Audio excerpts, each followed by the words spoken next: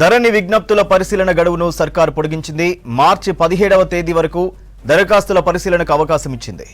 వారం రోజుల special drive లో లక్షల దరఖాస్తులను పరిశీలించి పరిష్కరించారు.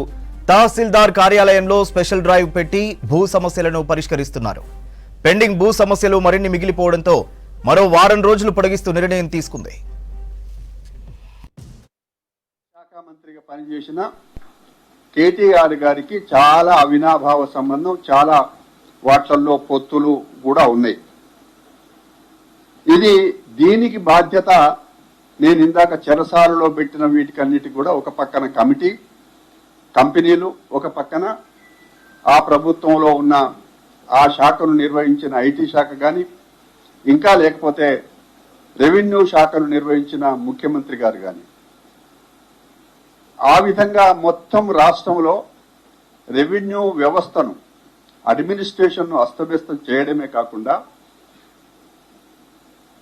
సామాన్య రైతుకు కూడా తరతరాలుగా భూమి హక్కు కలిగి ఉండి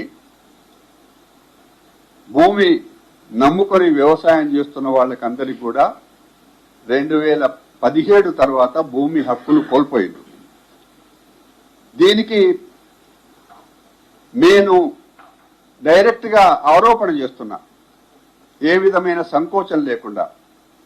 కొన్ని ఉదాహరణలు చూస్తే ఈ కంపెనీల దగ్గర ఏవైతే తెలంగాణ రాష్ట్ర భూముల రికార్డులు ఉన్నాయో ఆ ధరణి విజ్ఞప్తుల పరిశీలన గడువును సర్కార్ పొడిగించింది. మార్చి 17వ తేదీ వరకు దరఖాస్తుల పరిశీలనకు అవకాశం ఇచ్చింది. వారం రోజుల స్పెషల్ డ్రైవ్ లో లక్షల దరఖాస్తులను పరిశీలించి పరిష్కరించారు.